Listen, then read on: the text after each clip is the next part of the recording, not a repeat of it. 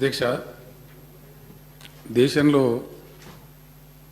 ఇంత సువిశాలమైనటువంటి భారతదేశంలో 135 కోట్ల జనాభా ఉండే ప్రపంచం యొక్క అతిపెద్ద ప్రజాస్వామిక వ్యవస్థకి ప్రధానమంత్రి కాగలిగేటువంటి అవకాశం చాలా తక్కువ మందికి చాలా అరుదుగా లభించేటువంటి గొప్ప అవకాశం అధ్యక్ష. తన యొక్క వ్యక్తిగత ప్రతిభ ద్వారా, అకుంఠితమైనటువంటి దీక్ష ద్వారా ఒక మంచి కార్యసాధకుడిగా పేరు తెచ్చుకున్నటువంటి మన తెలంగాణ గడ్డ మీద పుట్టినటువంటి తెలంగాణ ముద్దుబిడ్డ శ్రీ పివి నరసింహారావు గారు. వారు చాలా పదవులు చేశారు, రాష్ట్ర ముఖ్యమంత్రి కూడా చేశారు. అవన్నీ తీర్మానంలో చెప్తాను. కానీ ప్రధానమంత్రి పదవి అనేది కొంచెం చాలా అరుదుగా దక్కేటువంటి అవకాశం. వారికి లభించవలసినటువంటి మర్యాద కొంత లభించాలనే బాధ తెలంగాణ బిడ్డలుగా మనందరికీ కూడా ఉంది అధ్యక్ష. ఆ వెలితి ఉంది, అందులో సందేహం లేదు. సరే, దానికి బాధ్యులు ఎవరు, మంచివారు, చెడ్డవారు, ఆ మీమాంసలను వెళ్ళదలుచుకోలేదు.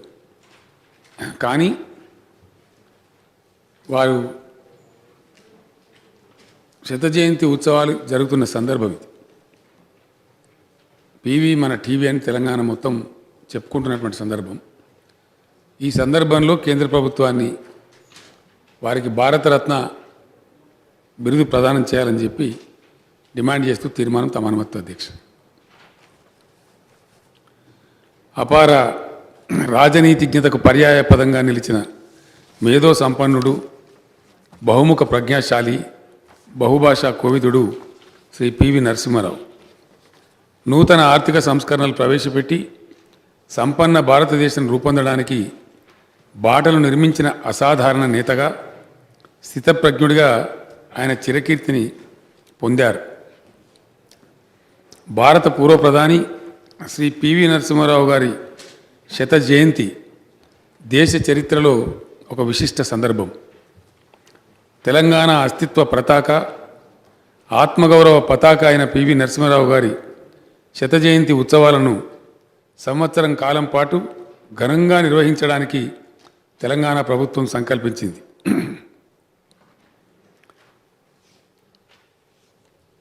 20వ సంవత్సరం జూన్ 28వ తేదీన పివి జ్ఞానభూమిలో ఘనంగా ప్రారంభోత్సవాన్ని నిర్వహించింది.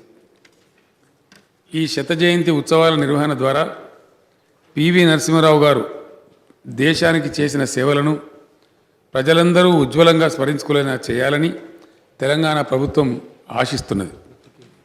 ఈరోజు ప్రపంచంలో అత్యంత వేగంగా అభివృద్ధి చెందుతున్న దేశాలలో ఒకటిగా భారతదేశం నిలవడానికి, ప్రపంచంలో అతిపెద్ద ఆర్థిక వ్యవస్థలలో ఒకటిగా భారతదేశం పురోగమించడానికి మూల కారకుడు శ్రీ పివి నరసింహారావు.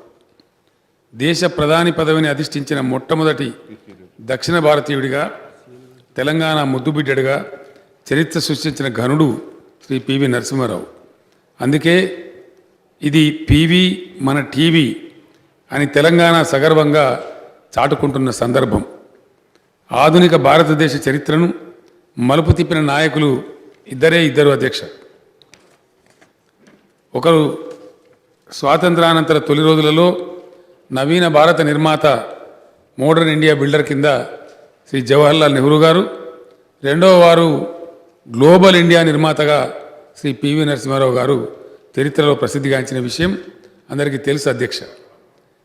పివి నరసింహారావు ప్రధానిగా బాధ్యతలు స్వీకరించిన సమయంలో దేశం సమస్యల సుడిగుండంలో చిక్కి సతమతమవుతున్నది.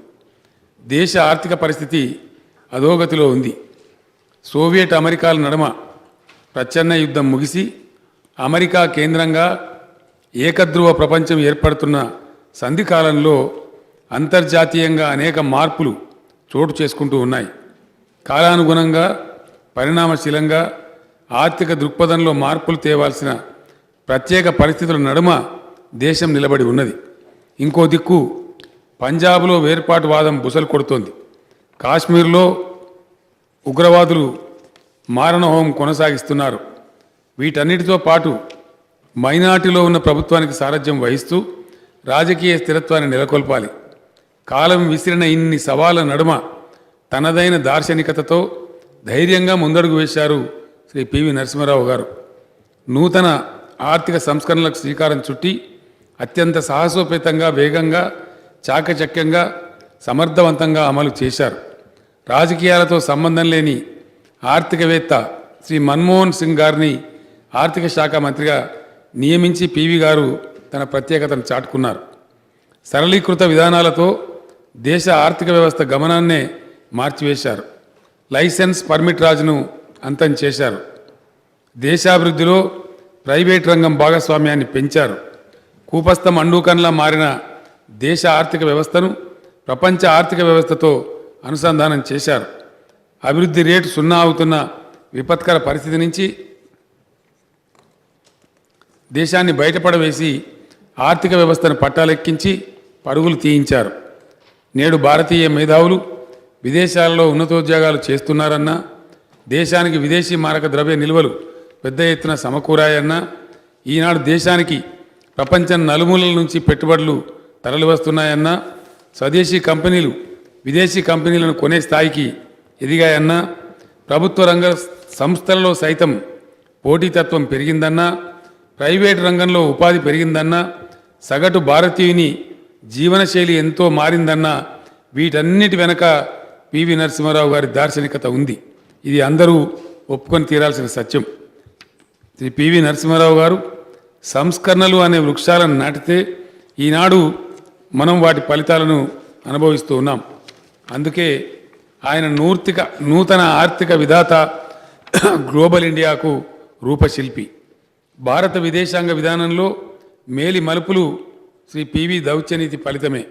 అంతవరకు సోవియట్ యూనియన్తో మాత్రమే సంబంధాలు కలిగిన భారత్ను ఒకే ఒక అగ్రరాజ్యమైన అమెరికాకు మిత్రదేశంగా మార్చిన ఘనత పివిదే. భారత్కు వ్యతిరేకంగా పాకిస్తాన్కు అనుకూలంగా ఉండిన నాటి అమెరికా అధ్యక్షుడు క్లింటన్ను సుముఖం చేసింది పివి గారి వ్యూహమే. లుక్ ఈస్ట్ పాలసీ ప్రవేశపెట్టి సింగపూర్, మలేషియా, ఇండోనేషియా వంటి ఏషియన్ టైగర్స్కి భారత్ని చేరువ చేసి వ్యాపార అభివృద్ధికి దోహదం చేసింది శ్రీ పివి గారి దూరదృష్టి. ఇప్పుడు ఆ విధానాన్నే యాక్ట్ ఈస్ట్ పాలసీగా కొనసాగిస్తున్నారు. చైనాతో సరిహద్దు సమస్యను పక్కన పెట్టి వాణిజ్య సంబంధాలు పెంపొందించుకోవాలని ప్రతిపాదించి బీజింగ్ వెళ్ళి ఒప్పందం కుదుర్చుకొని వచ్చింది శ్రీ పివి నరసింహారావు గారే. దాదాపు 3 దశాబ్దాలు భారత్ చైనా సరిహద్దు ప్రశాంతంగా ఉండటానికి పివి గారి దౌత్యమే కారణం. రెండో అణుపరీక్షకి రంగం సిద్ధం చేసిన దక్షత కూడా పివి గారికే చెందుతుంది. ఉగ్రవాదుల పీచమర్చడంలో సమర్థవంతుడైన పోలీస్ అధికారిగా పేరు తెచ్చుకున్న కేపీఎస్ గిల్కు సంపూర్ణ మద్దతు, వ్యూహాత్మకమైన తోడ్పాటు అందించడం ద్వారా పంజాబ్లో శాంతిని పునరుద్ధరించారు. కేఆర్ వేణుగోపాల్ వంటి సమర్థులైన అధికారుల సహకారంతో కశ్మీర్లో శాంతి నెలకొల్పగలిగారు. పివి గారు భూస్వామ్య కుటుంబంలో పుట్టారు. కానీ ఆయనే భూ సంస్కరణలకు నాంది పలికారు. దేశంలో భూ సంస్కరణలను అత్యంత నిజాయితీగా అమలు చేసిన ముఖ్యమంత్రి ఆయన. 1972లో భూ సంస్కరణల చట్టం చేశారు.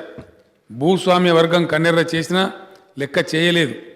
భూ గరిష్ట పరిమితి దాటిన వారు భూములు ప్రభుత్వానికి అప్పజెప్పాలనే విధానాన్ని రూపొందించారు. భూ సంస్కరణల స్ఫూర్తికి తనే ఆదర్శంగా నిలవాలని తన స్వంత భూమి 800 ఎకరాలు ప్రభుత్వానికి స్వాధీనం చేశారు. ఆ భూమిని 479 మంది లబ్ధిదారులకు అందేలా చూశారు. పివి చలువ వల్లనే తెలంగాణలో పేదవాళ్లకు భూమి లభించింది. 93% పైబడి చిన్న కమతాలున్న రైతుల వ్యవసాయ వ్యవస్థ పివి గారి నేతృత్వంలో జరిగిన భూ సంస్కరణల కారణంగానే ఏర్పడ్డది. భూ సంస్కరణలను చిత్తశుద్ధితో అమలు చేసినందుకు, ముల్కీ రూల్స్ను సమర్థించినందుకు తదనంతరం ఆయనను ముఖ్యమంత్రి పదవి నుంచి తప్పించారు. అయినా శ్రీ పివి నరసింహారావు గారు చలించలేదు. తన నిబద్ధతను ఏనాడు కోల్పోలేదు. రాష్ట్ర మంత్రిగాను, కేంద్ర మంత్రిగాను ఏ శాఖ నిర్వహించినా అందులో సంస్కరణలు ప్రవేశపెట్టిన సృజనశీలి, నిత్య సంస్కరణాభిలాషి శ్రీ పివి నరసింహారావు గారు. అనన్య సామాన్యమైన మేధో సంపత్తి, సామాజిక సమస్యల పట్ల లోతైన అవగాహన ఉన్న పివి గారు వివిధ శాఖలలో అనేక అభివృద్ధికరమైన సంస్కరణలు ప్రవేశపెట్టారు. రాష్ట్ర విద్యామంత్రిగా గురుకుల పాఠశాలలు ప్రారంభించారు. కేంద్రంలో మానవ వనరుల శాఖ మంత్రిగా నవోదయ పాఠశాలలు నెలకొల్పారు.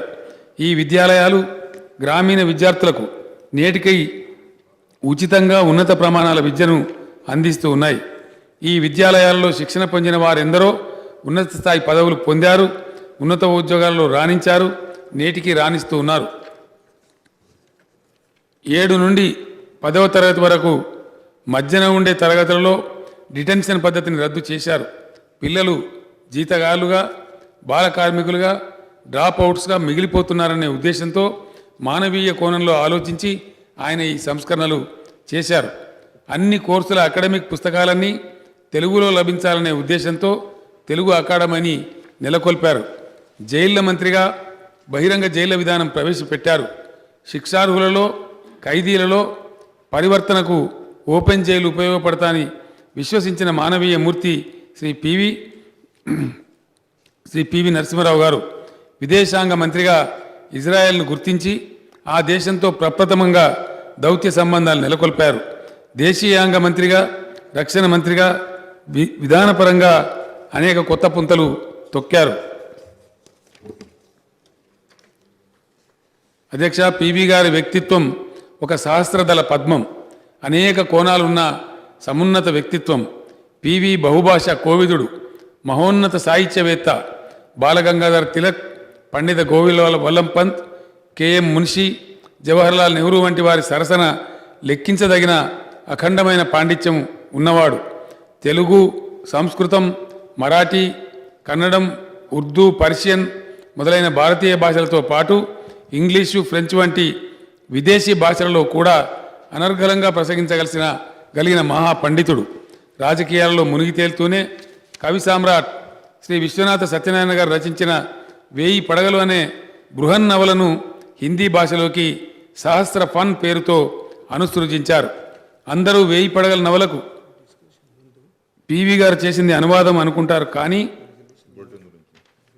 అది అనుసృజన అని స్వయంగా విశ్వనాథ సత్యనారాయణ గారే పేర్కొన్నారు. 1000 పడగల నవల అనేక పాత్రలు, సన్నివేశాలతో ఒక ఇతిహాసం వలె ఉంటుంది. క్లిష్టతరమైన ఈ నవలను పివి అనుసృజన చేసిన తీరు చూస్తే హిందీ నుంచి తెలుగులోకి నేను అనువాదం చేశానా అనేంత గొప్పగా ఉన్నదని విశ్వనాథ సత్యనారాయణ గారు అంతటి వారు అంతగా ప్రశంసించారంటే పివి గారి పాండిత్యం ఎంత గొప్పదో అర్థం చేసుకోవచ్చు. 1000 పడగల నవలను బ్రిటిష్ సామ్రాజ్యవాదం మీద తిరుగుబాటుగా శ్రీ పివి గారు అభివర్ణించారు. అబలా జీవితం అనే మరాఠీ నవలను తెలుగులోకి అనువాదం చేశారు. తెలంగాణ సాయుధ పోరాటంలో తన అనుభవాలకు అక్షర రూపాన్ని ఇస్తూ గుల్లరామవ్వ అనే అత్యద్భుతమైన కథ వారు స్వయంగా రాశారు. ఈ కథలో ఆనాడు తెలంగాణలో రామవ్వ వంటి సామాన్యులు చేసిన త్యాగాలను గొప్పగా చిత్రించారు. ఇంకా ఎన్నో కథలు, పద్యాలు, గేయాలు, నవలికలు రాశారు. ఆయన ఉపన్యాసాలలో భాషా సాహిత్య పరిమళాలు గుబారించేవి. ఆయన అసమాన పాండిత్యం అద్భుత తేజస్సుతో ప్రకాశించేది. విశ్వనాథ సత్యనారాయణ గారికి, డాక్టర్ సి నారాయణ రెడ్డి గారికి జ్ఞానపీఠ పురస్కారాలు లభించడం వెనుక, కాళోజీ నారాయణరావు గారికి పద్మవిభూషణ్ బిరుదు రావడం వెనుక పివి గారి కృషి దాగి ఉంది. మన వాళ్ళ ప్రతిభ జాతీయ స్థాయిలో వెలుగులోకి రావడానికి శ్రీ పివి గారే వారధి అయ్యారు. ఒక చిన్న గ్రామంలో పుట్టి విద్యార్థి దశలోనే నిజాం రాజుకు వ్యతిరేకంగా ఉద్యమం చేసినందుకు విశ్వవిద్యాలయం నుంచి బహిష్కరణ చేసినా కూడా పివి గారు వెరవలేదు. పొరుగు రాష్ట్రమైన మహారాష్ట్ర వెళ్ళి నాగ్పూర్, పూణేలో ఇంటర్, బిఎస్సి, లా డిగ్రీలలో అత్యున్నత శ్రేణిలో ఉత్తీర్ణుడయ్యారు. ఆనాడు ప్రముఖ న్యాయవాది, గొప్ప రాజకీయవేత్త అయిన బూరుగుల రామకృష్ణరావు గారి దగ్గర జూనియర్ లాయర్గా ప్రాక్టీస్ మొదలుపెట్టినప్పటికీ పివి గారు పత్రికా సంపాదకత్వం పట్ల, రామానంద తీర్థ నాయకత్వంలోని స్వతంత్ర పోరాటం పట్లనే మొగ్గు చూపించారు. అద్భుతమైన గ్రహణ ధారణ శక్తి పివి సొంతం. పేదల పట్ల సానుభూతి, ప్రయోగశీలత, పార్టీ పట్ల, ఆదర్శాల పట్ల అంకిత భావంతో పివి గారు రాజకీయ ప్రస్థానం సాగించారు. గాంధీ, నెహ్రూల పట్ల ఆరాధనా భావం, అసమాన పాండిత్యం, అసాధారణమైన అభివ్యక్తి, సృజనశీలం ఆయనను ఉన్నత పథంలో నడిపించాయి. ఎన్నో శిఖరాలు ఎక్కించాయి. 1991లో ఎన్నికలలో పోటీ చేయకుండా హైదరాబాద్ తిరిగి రావడానికి సిద్ధంగా ఉండిన పివి గారు రాజీవ్ గాంధీ గారి దారుణ హత్యానంతరం అఖిల భారత్ కాంగ్రెస్ పార్టీ అధ్యక్షులై దేశ ప్రధానిగా సర్వోన్నతమైన పదవిని అధిష్ఠించారు. ప్రధానిగా భారతదేశాన్ని ప్రపంచ పరిణామాలకు అనుగుణంగా తీర్చిదిద్దడంలో అసమానమైన ప్రతిభతో పాటు విమర్శలకు వెరవని సాహసాన్ని ప్రదర్శించారు. అటువంటి మహనీయుడికి, తెలంగాణ ముద్దుబిడ్డకు, ప్రపంచ మేధావికి, బహుభాషావేత్తకు, అపర చాణక్యుడికి, ప్రగతిశీలికి, సంపన్న భారత నిర్మాతకు, జాతి రత్నమై బాసిలిన నాయకునికి మరణానంతరం భారతరత్న పురస్కారం ఇచ్చి భారత జాతి తనను తాను గౌరవించుకోవాలి. ఇప్పటికే ఆలస్యం అయింది. పివి శత జయంతి ఉత్సవాలను తెలంగాణ ప్రభుత్వం ప్రపంచవ్యాప్తంగా ఘనంగా నిర్వహిస్తున్న ఈ సందర్భంలో వచ్చే పార్లమెంట్ సమావేశాలలో భారతరత్న బిరుదు ప్రకటించడం సముచితంగా ఉంటుంది. అధ్యక్ష, దీనికి సంబంధించినటువంటి తీర్మానం తమ అనుమతితో తెలంగాణ బిడ్డ, దక్షిణాది నుంచి తొలిసారి ప్రధాని పదవికి ఎన్నికైన రాజనీతిజ్ఞుడు, నూతన ఆర్థిక సంస్కరణల సారథి, అరుదైన దౌత్యనీతి కోవిదులు, బహుభాషావేత్త, దేశ ప్రగతికి ఉజ్వలమైన దారులు నిర్మించిన మహోన్నత దార్శనికుడు, భారత రాజకీయాలలో మేరునగ ధీరుడు, అసాధారణ ప్రజ్ఞాశాలి శ్రీ పాములపర్తి వెంకట నరసింహారావు గారికి మరణానంతరం భారతరత్న పురస్కారం ఆయన శత జయంతి ఉత్సవాల సందర్భంగా ప్రకటించాలని, పార్లమెంటు ప్రాంగణంలో ఆ మహనీయుని విగ్రహాన్ని, చిత్తరువును ప్రతిష్ఠించాలని, హైదరాబాద్ కేంద్రీయ విశ్వవిద్యాలయానికి శ్రీ పివి నరసింహారావు గారి పేరు పెట్టాలని కేంద్ర ప్రభుత్వానికి విజ్ఞప్తి చేస్తూ తెలంగాణ శాసనసభ ఏకగ్రీవంగా తీర్మానం చేస్తున్నది. అధ్యక్ష, సభా నాయకుడిగా తమరి అనుమతితో నేను తమరికి కూడా ఒక విజ్ఞాపన చేస్తూ ఉన్నాను. పివి నరసింహారావు గారు నేను ఇందాక వివరించినట్టుగా దేశానికి, మన రాష్ట్రానికి కూడా అనేకమైన సేవలు చేశారు. సుదీర్ఘకాలం పాటు శాసనసభ్యుడిగా, మంత్రిగా, ముఖ్యమంత్రిగా, భాషావేత్తగా అనేకమైనటువంటి సేవలు అందించారు అధ్యక్ష. కాబట్టి వారి తైలవర్ణ చిత్రం మన శాసనసభలో కూడా వారి గౌరవానికి తగు రీతిలో తమరు ప్రతిష్ఠింపజేయాలని, మమ్మల్ని అందరినీ కూడా ఆహ్వానించి ఘనమైనటువంటి ఫంక్షన్ నిర్వహించాలని వినయపూర్వకంగా తమరిని అభ్యర్థిస్తున్న అధ్యక్ష. తమరు ప్రకటిస్తారని కూడా తమ ప్రకటన కోసం ఆశిస్తూ నేను విరమిస్తా ఉన్నా అధ్యక్ష.